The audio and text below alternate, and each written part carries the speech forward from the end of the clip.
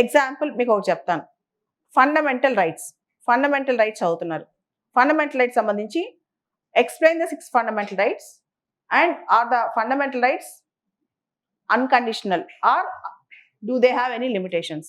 మనకున్న 6 fundamental rights ఏంటి, దానికి ఏమైనా లిమిటేషన్స్ ఉన్నాయా అని అడిగారు అనుకోండి. 6 ఫండమెంటల్ రైట్స్ గురించి రాసి no fundamental right is absolute. Fundamental rights అబ్సల్యూటా? ఫ్రీడమ్ ఆఫ్ స్పీచ్ ఉంది కదా అని ఏది పడితే అది మాట్లాడతావా? ఫ్రీడమ్ ఆఫ్ ఎక్స్ప్రెషన్ ఉంది కదా అని చెప్పి ఏది పడితే అది చేస్తావా?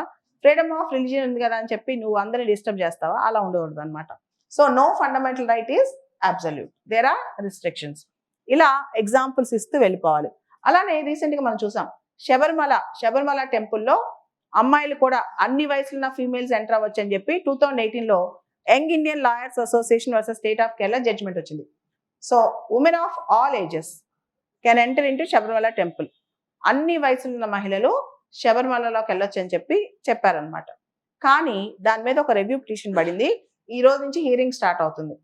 5 జడ్జిలు ఇంతకుముందు జడ్జిమెంట్ ఇచ్చారు. ఇప్పుడు 9 మంది జడ్జెస్ దాని మీద రివ్యూ చేస్తున్నారు. మరి శబరిమల జడ్జిమెంట్ అయితే మరి మాస్కుల్లో కూడా, మసీదుల్లో కూడా ఆడవాళ్ళు రానియాలిగా. మరి హక్కులు అంటే అందరికి ఉంటాయిగా.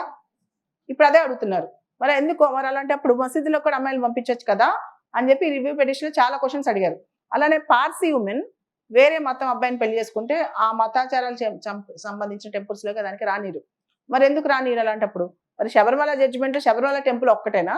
అందరికి వర్తించింది కదా, అన్ని గుళ్ళకి అందరికి వర్తించింది కదా. ఇప్పుడు దాని మీద సుప్రీంకోర్టు లార్జర్ బెంచ్ రివ్యూ చేస్తుంది.